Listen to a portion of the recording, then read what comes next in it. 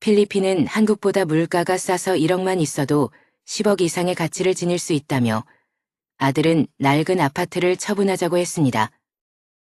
그리고 그는 필리핀에서 귀족처럼 살자는 제안을 했습니다. 할아버지는 아들의 갑작스러운 제안에 어안이 벙벙했습니다.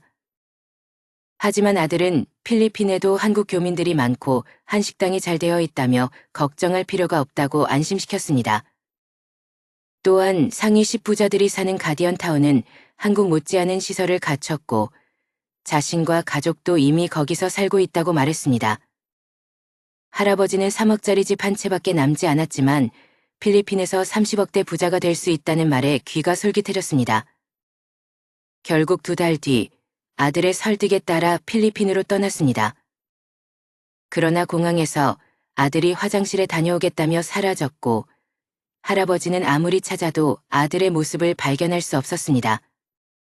시간이 지나며 할아버지는 속았다는 사실을 깨달았고 충격으로 할머니는 그 자리에서 쓰러졌습니다.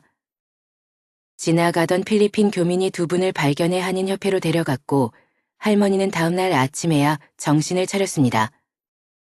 할아버지의 설명으로 아들이 부모를 공항에 버리고 도망갔다는 사실을 알게 된 할머니는 믿었던 자식에게 배신당한 충격에 망연자실했습니다. 할머니는 과거를 되짚으며 아들과의 일들을 떠올렸습니다. 어린 시절부터 상태 씨는 매사에 덤벙대며 공부도 하지 않았고 사고를 일으키기 일쑤였습니다. 할아버지는 어렵게 아들을 대학에 보냈지만 상태 씨는 학교도 나가지 않고 방탕한 생활을 이어갔습니다. 군대 복무를 마치고 결혼하겠다는 말에 기대했지만 데려온 며느리는 할아버지 부부에게 충격을 안겼습니다. 그럼에도 불구하고 할아버지는 결혼 자금과 집을 마련해주고 심지어 식당까지 차려주었습니다. 하지만 식당 운영도 전적으로 할아버지 부부가 도맡았고 아들과 며느리는 책임을 지지 않았습니다. 어느 날 아들과 며느리가 갑자기 사라졌고 집은 이미 다른 사람에게 팔린 상태였습니다. 연락도 두절된 채 하루아침에 아들이 행방불명되자 할머니는 충격으로 하루 종일 전화기를 바라보며 지냈습니다. 결국 식당도 폐업했고 힘겨운 세월이 흘렀습니다. 그러던 어느 날 연락이 두절되었던 아들이 전화로 "엄마, 저예요. 선택이에요." 라고 말하자 할머니는 일듯이 기뻤습니다. 석석이는 문제.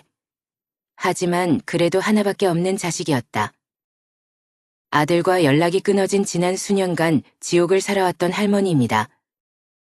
그리고 물론 할아버지도 기쁜 건 마찬가지였지만 그래도 그동안 너무나 속을 지글지글 썩여 아들놈이었기 때문에 기쁨보다는 걱정이 앞섰습니다. 그리고 의심했습니다.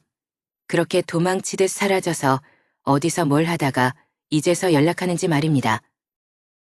아들 내외가 사라진 이유가 모두 할아버지의 잔소리 때문이라는 할머니의 원망을 몇 년간 들어온 할아버지였습니다. 그런 탓에 그는 아들의 전화를 조심스럽게 받을 수밖에 없었습니다. 전돼야 이놈아. 그동안 뭘 어쩌고 살았길래 연락 한 번을 안 주냐 아버지. 죄송해요. 그땐 제가 너무 철이 없었어요. 제가 일이 안 풀리는 게 전부 다른 사람 때문인 것 같아서 바보처럼 울었어요. 그런데 저도 이제는 정신 차리고 제대로 살고 있어요. 저도 이제 아들이 2이나 생겼거든요. 아빠가 돼서 어떻게 매일 남 탓하면서 놀고 먹기만 하겠어요. 할아버지 눈에는 뜨거운 눈물이 흘렀습니다. 그토록 바라던 말들이 이렇게 아들 입에서 스스로 나올 줄은 생각지도 못했기 때문입니다. 게다가 토끼 같은 손주들이 2이나 생겼다니 할아버지는 기쁨을 주체할 길이 없었습니다. 그래서 하루빨리 아들과 손주들을 보고 싶었지만 아들은 갑자기 이런 말을 했습니다. 근데 실은 여기 필리핀이에요. 여기서 아는 형님이랑 전구를 취급하는 사업을 하거든요. 여기는 아직 LED 전구가 보급이 안 돼서 한국에 전구를 매입해서 현지의 마트랑 정부에 납품하고 있어요. 그래서 필리핀 중심가에 있는 가로등 전구는 거의 다 저희 업체에서 납품한 물건이라고 보시면 돼요. 할아버지는 놀라움을 금치 못했습니다. 매일 그렇게 사업한답시고 애꿎은 부모님 돈만 말아먹던 아들이 이제는 어엿한 사업가가 되었으니 말입니다. 그리고 아들은 며칠 후 한국에 있는 회사로 출장 올 일이 있다며 오는 김에 할아버지 집에 한번 들르겠다고 합니다.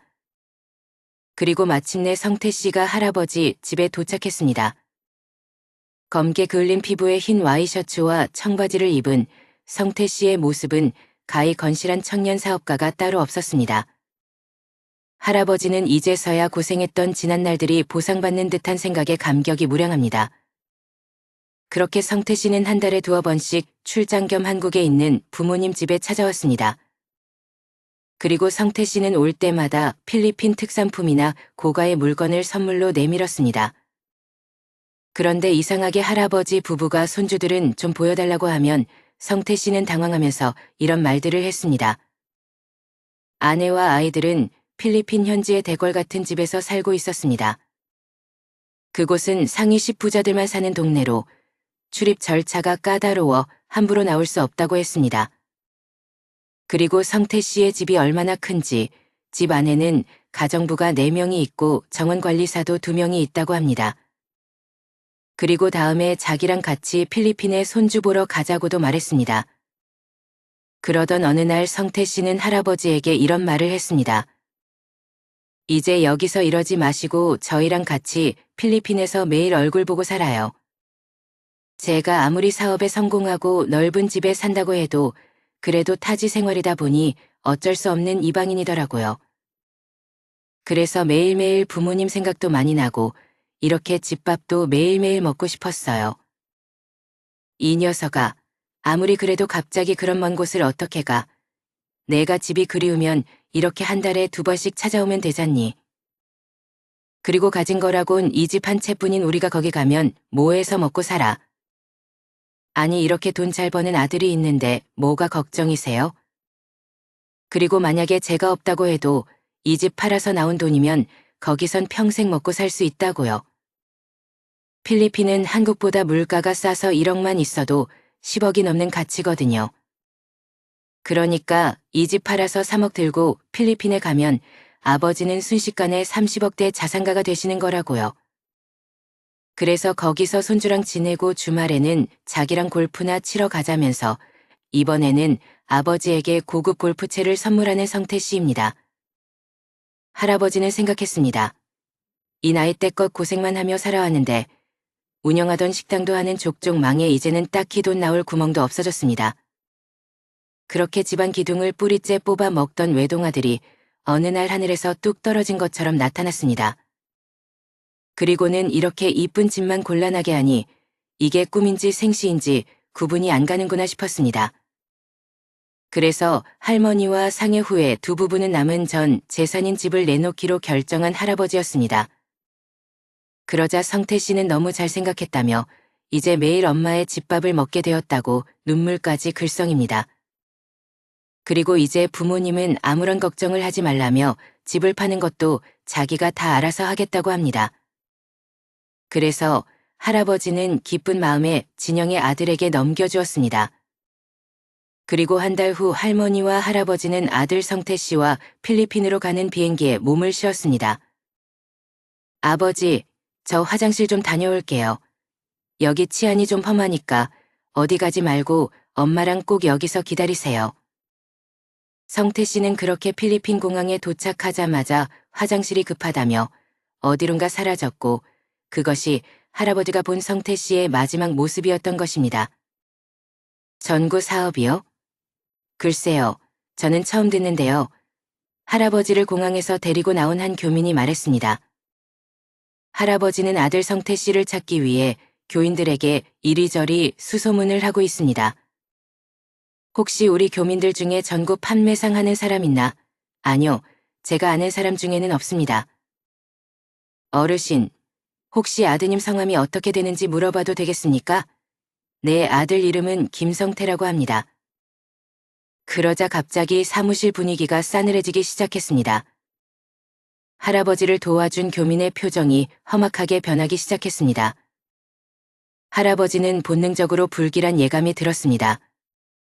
아들과 함께했던 기억들이 대부분을 차지하고 있는 이 불길하고 익숙한 기분. 그렇습니다. 이 녀석이 여기 필리핀에서도 또 뭔가 사고를 친 게 분명합니다. 어쩌면 한국에서 집을 팔고 사라진 그날부터 이런 일은 예정되어 있었는지도 모릅니다. 어쩌면 내가 이렇게 아둔할 수가, 어쩌면 내가 이렇게 순진할 수가. 할아버지는 그 뒤로 한인협회에서 무슨 일이 있었는지 잘 기억이 나질 않습니다. 하지만 기억나는 몇 가지 단편 기억들은 급히 짐을 다시 쌌던 순간들이었습니다. 그리고 할아버지의 멱살을 잡으려는 젊은이를 다급히 말리는 교인들의 몸부림과 사무실 한편에서 하염없이 울고 있는 할머니의 얼굴이었습니다. 불행 중 다행으로 필리핀 교민들에게 법회를 하러 방문한 한국인 스님이 이 광경을 목격했습니다. 할아버지 부부는 이 스님의 도움 덕분에 험한 꼴을 면할 수 있었습니다. 스님은 자신이 운영하는 인터넷 신문에 이 안타까운 사연을 알렸습니다. 이를 본 사람들이 기부에 나서며 할아버지의 귀국 비행기 티켓 값을 마련해 주었습니다. 할아버지는 필리핀 공항을 떠나기 전 교민들에게 간절히 빌며 나중에 아들을 찾게 되면 꼭 빚을 갚겠다고 약속했습니다. 그제서야 겨우 필리핀 교민들을 상대로 아들의 행방을 수소문할 수 있었습니다. 그리고 성태 씨는 이미 교민들 사이에서 안 좋은 소문이 나서 몇 년 전에 자식과 함께 한국으로 돌아갔다는 것이었습니다. 그래서 할아버지는 귀국하자마자 친척집에 부탁해서 그곳에 할머니를 맡겨놓고 동사무소로 달려갔습니다. 그리고 주민등록 초본을 떼어보았습니다. 그런데 할아버지의 주민등록 초본에는 놀랍게도 아들 성태 씨의 주소가 적혀 있었습니다. 몇 년 전부터 그것도 4시간 거리밖에 안 되는 지역에 아들 성태 씨가 버젓이 살고 있었던 것이었습니다. 그리고 10년 전에는 아들이 필리핀에 가서 불법 체류를 하고 있었기에 주민등록 정보가 말소되어 할아버지가 알 수가 없었던 것이었습니다. 할아버지는 어찌나 화가 났던지 가만히 초인종을 누를 여유 따위는 없었습니다. 아니, 누가 이렇게 저녁바람에 남의 집 문을 두드려요. 10년 전에 아들과 사라진 성태 씨의 아내이자 할아버지의 며느리가 거칠게 문을 열며 소리칩니다. 나다. 너도 이제 나이 든 배가 제법 나는구나. 며느리는 할아버지를 보자마자 얼음이 되었습니다. 할아버지는 잔뜩 굳어있는 며느리 옆을 지나 현관으로 들어섰습니다. 그리고 거실에서 TV를 보면서 값 비싼 양주를 마시며 자축하고 있는 상태 씨가 보입니다. 저기야, 누군데 그래. 대충 쫓아내고 자기도 여기 와서 헌전해라는 아들의 천박한 말투에 할아버지는 깊은 분노를 느꼈습니다. 이를 데 없는 아들의 행태에 가슴속에서 천불이 나고 피가 거꾸로 솟는 듯 했습니다. 이럴 걸 알았다면 그냥 낯을 말았어야 했는데. 이것이 하늘에서 굳이 자식을 내리지 않겠다는 것을 거역하고 억지로 얻어낸 대가인가 싶기도 합니다. 할아버지는 조용히 집 안을 둘러봅니다. 작은 방에서 어린 사내아이 둘이 할아버지에게 호기심 어린 눈빛을 보내고 있습니다. 각각 5살에서 7살쯤 되어 보입니다. 할아버지는 자신을 바라보는 손주들 앞에서 짧은 탄식을 내뱉습니다. 이 아이들과의 첫 만남이 이런 식으로 이루어질 거라고는 생각지 못했습니다. 상태 씨는 그제서야 현관적으로 고개를 돌립니다. 그리고 할아버지를 발견한 순간 얼어붙은 듯 하더니 그것도 잠시. 선택 씨는 할아버지를 보며 멋쩍은 웃음을 지어 보입니다. 아버지, 여긴 어떻게 알고 왔어요? 그리고 상태 씨는 어색하게 아이들을 부릅니다. 예, 들어 인사해. 너희들 할아버지와 선제, 벼 방문 뒤에 서 있습니다. 할아버지는 말없이 현관에 우뚝 서 있습니다. 안 그래도 제가 연락을 드리려고 했는데 공항 화장실로 한국 본점에서 갑자기 연락이 오는 거예요. 그만해라. 할아버지는 자기도 모르게 소리를 지르고 말았습니다. 마음 같아서는 손에 잡히는 거 아무거나 들고 아들놈, 뒤통수라도 한 대 후려치고 싶습니다. 아이들이 놀라서 울기 시작합니다. 며느리는 서둘러 아이들 방으로 들어가서 문을 닫습니다. 안 그래도 귀국하기 전에 필리핀 한인 옆에 다녀오는 길이다. 할아버지는 무거운 입을 열었습니다. 선조들은 울고 있고 아들놈은 또 다시 이 상황을 모기 위해 잔머리를 굴리고 있습니다. 그래서 할아버지는 이 말밖에는 할 말이 없었습니다. 그렇지만 저 한마디가 이 모든 상황을 한 번에 다 설명했으리라 생각했습니다. 그러자 아들은 김이 샜다는 듯 웃으며 말했습니다. 뭐야, 전부 다 알고 오셨네. 와, 우리 아버지 꽉 막힌 꼰대인 줄 알았더니 대단하시네. 어떻게 거기서 한인 옆에까지 돌고 올 생각을 다 하셨대? 그래, 거기서 아버지한테 뭐라 그랬는데요? 할아버지는 그제서야 자기가 자식 농사를 단단히 잘못 지었다는 확신이 들었습니다. 원래도 싹수가 노란 놈인 건 알고 있었지만 10년 동안 무슨 일이 있었던 것인지 궁금했습니다. 예전에는 뭐라고 하면 기가 죽어 아버지 눈치를 보던 녀석이 이제는 이런 상황에 익숙한 듯 능글능글 웃으며 여유를 부리고 있었습니다. 아무래도 모종의 일들을 겪으면서 인간적인 어떠한 부분을 내려놓아 버린 것이리라. 그래서 이제 저 아들놈의 행태는 자식이라고 볼 수도 없는 완전히 낡은 달의 그것입니다. 그래서 여기서 할아버지가 그 어떤 말을 해도 상태 씨는 이 모든 게 할아버지 잘못이고 자신은 아버지의 희생양이라고 합리화를 할 게 뻔했습니다. 원보는 놈 너는 이제 내 자식도 아니다. 다 필요 없고 얼마 전 너한테 넘긴 아파트명이나 내놔. 그러자 상태 씨는 어이가 없다는 듯 비지비지 웃으며 이렇게 대답합니다. 아내 그냥 어차피 줄 거 조금 빨리 줬다고 셈 치세요. 솔직히 엄마 아빠가 천년 만년 살 것도 아닌데 아파트가 왜 필요해요? 아파트가 왜 필요하냐? 네 당장 우리가 살 집은 있어야 할 거 아니냐?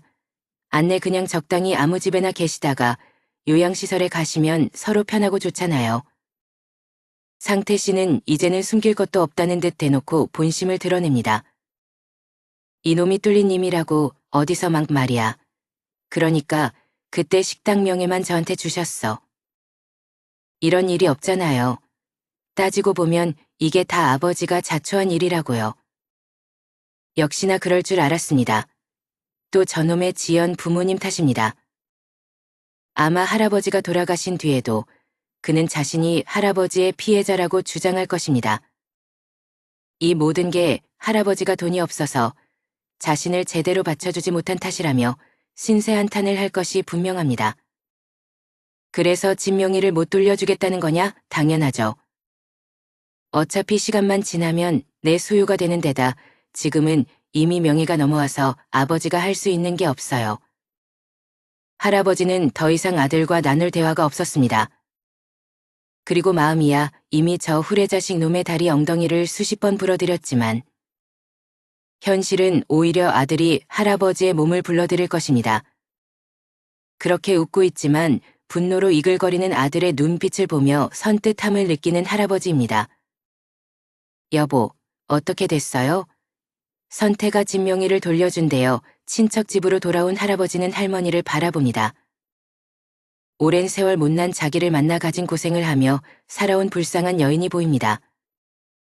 얼마 전까지 가진 거라곤 집 한 채뿐이라 미안하게 짝이 없었는데 이제는 그 집 한 채마저 사라져버렸습니다. 졸지의 불쌍한 집사람, 비바람이라도 막아줄 집 한 채마저 없는 거짓 신세가 되었습니다. 그래도 자세한 아들 이야기는 차마 할 수가 없습니다. 아내를 또 다시 쓰러지게 만들 수는 없었습니다. 여보, 우리 그냥 이번 성에는 자식이 없는 셈 치고 잡시다. 내가 선택한 이야기를 해봤는데 그 아이는 이미 우리를 부모로 생각하지 않아요. 거두절미하고 그냥 우리 집만 되찾아서 일상으로 돌아갑시다. 내가 그동안 당신한테 잘한 것도 없지만 서도 마지막으로 이번 한 번만 이 못난 나를 믿어줘요. 할아버지는 솔직히 가슴이 무너져 내리는 심정입니다. 할아버지가 이렇게 아픈 것은 아마도 찬을 거스르지 하기 때문일 것입니다. 그냥 지금이라도 집을 내어주고 손주도 보면서 그렇게 편해지고 싶은 마음이 굴뚝 같습니다. 그런데 성취도 않은 몸으로 눈물이 그렁그렁한 채 자신을 바라보는 늙은 아내를 보고 있으려니 이것도 할 짓이 아닙니다. 그래요. 알겠어요. 당신이 그렇다면 그런 거지요. 그러면 이제 어쩌죠? 선태가 순순히 명의를 돌려줄 리가 없잖아요. 그러자 할아버지는 품속에서 꾸깃꾸깃 잡힌 정의를 꺼냅니다. 이거 반수 영감이 쓰라고 해서 쓴 거야. 반수. 아들이 변호사 하고 있는 건 알지? 내가 집 팔고 필리핀 간다고 자랑했더니만 반수가 아들한테서 이걸 받아왔더라고. 자기는 아무리 들어봐도 느낌이 좋지가 않다면서 말이야. 할아버지가 꺼낸 종이에 효도 계약서가 적혀 있었습니다. 효도 계약서에는 상태 씨가 할아버지에게 약속했던 금전적인 지원 내용이 빼곡히 적혀 있었습니다. 계약서의 마지막에는 이를 지키지 않을 경우 할아버지로부터 받은 재산 일체를 반환한다는 문구가 명시되어 있었습니다. 그리고 계약 날짜와 아들의 인감 도장이 분명히 찍혀 있었죠. 아니, 이런 종이 쪼가리가 법적인 효력이 있어요? 할머니는 못 믿어온 듯 효도 계약서를 바라보며 물었습니다. 반수가 아들한테서 직접 받아온 계약서니까 틀림없어. 내일 날이 밝는 대로 반수 아들한테 찾아갈 생각이야. 그리고 일단 전대 이놈이 집을 못 팔도록 그 집을 법적으로 묶어놔야겠지. 내가 일평생 그놈 뒤치다꺼리만 한 사람이야. 그런데 어느 날 갑자기 자기가 이젠 사람 됐다고 진영의를 달라는데 그게 아무래도 석연치가 않더라고. 물론 마음이야 그 말을 믿고 싶었지만 그놈이 속속 세월이 얼만데 내가 그걸 하루아침에 어떻게 믿어. 그렇게 할아버지는 아들을 상대로 몇 년간의 소송을 치러왔고 지인들과 친척들의 도움으로 승소를 하고 무사히 집도 되찾을 수 있었습니다. 그리고 한편 다음은 저희 영상에 달린 시청자분들의 댓글입니다. 유튜브 영상에서는 나이 들면 재산을 무조건 지켜야 한다고는 하지만 막상 현실적으로는 자식들에게 재산을 안 줄 수가 없어요. 왜냐하면 제가 돈을 주지 않으면 일단 손주들 학원부터 전부 끊어지거든요. 그리고 그러면 또 며느리가 저희 아들이 무능하다면서 못 살겠다는 소리가 나올 거예요. 그래서 생활이 너무 쪼들려서 삶에 의욕이 없다면서 하소연도 할 거고요. 만약에 제가 재산이 아예 없다면 모르겠지만 재산이 있는데 어떻게 안 줄 수가 있을까요? 그래도 자식한테 다 퍼주지는 마세요. 제 친척도 님처럼 생활비를 대주다가 형편이 어려워지자 적게 준다고 아들이 적반하장으로 따지고 들었습니다. 거기에 며느리까지 시어머니를 우습게 보며 대드는 일까지 벌어졌습니다. 그런데 정작 시어머니는 며느리가 아들 놔두고 도망갈까봐 말도 못하고 살더라고요. 저는 요즘 부쩍 이런 채널을 보기를 잘했다는 생각이 듭니다. 저도 한때는 자식들에게 유산을 미리 주겠다 말했고 어떻게든 빨리 주지 못해 안달이 났었어요. 근데 요즘은 애들한테 나 돈 없다고 나중에 너희들 결혼할 때 법적인 허용 금액인 1억만 주겠다 말하고 있어요. 근데 문제는 애들은 제 말을 믿질 않아요. 모 재산은 당연히 자기 될 거라는 생각들을 하는 것 같아서 벌써부터 걱정입니다. 그렇습니다. 우리에게 자식들이란 평생 동안 풀리지 않는 어려운 수학 문제와도 같습니다. 그래서 사실 고백하자면 저도 제 자식이 정말로 제 맘 같지 않을 때에는 연락을 받는 것조차도 무서워서 전화나 문자가 오는 것을 피하기도 하는데요. 그래서 자식이 잘못된 길로 간다는 생각이 들면 밤새도록 괴로움에 몸, 설리치다, 충혈된 눈으로 아침을 맞기도 하죠. 그래서 오늘은 나이가 들수록 마음이 찢어지고 고통스러운 순간이 많아도 재산을 지켜야 하는 이유를 일깨워주는 사연을 준비했습니다. 이 사연은 한 노부부가 겪은 현실적인 이야기를 담고 있습니다. 오늘의 이야기가 다소 극적이라 일부는 이를 요즘 유튜브에서 유행하는 공상소설로 생각할 수도 있습니다. 그러나 놀랍게도 이 이야기는 실제로 일어난 일을 바탕으로 하고 시청자들의 이해를 돕기 위해 일부 세부적인 부분만 극화한 실화 기반의 사건입니다. 즉, 자식이 부모님의 집과 재산을 노리고 필리핀 공항에 부모님을 버리고 간 것도 사실입니다. 또한 필리핀 현지에서 한국인 스님이 시위에 빠진 부모님을 도와 효도 계약서를 작성하게 하고 이를 통해 집을 되찾은 것까지 모두 실화입니다. 그리고 실제로도 우리가 나이 들어 집이 한 채 있으면 이래저래 유혹이 닥칩니다. 자식은 집을 팔고 자신들에게 미리 재산을 상속해주면 평생 용돈을 주면서 자신들의 집에서 모신다고 유혹합니다. 그리고 집을 팔고 투자해서 더 큰 돈을 벌려는 유혹도 찾아옵니다.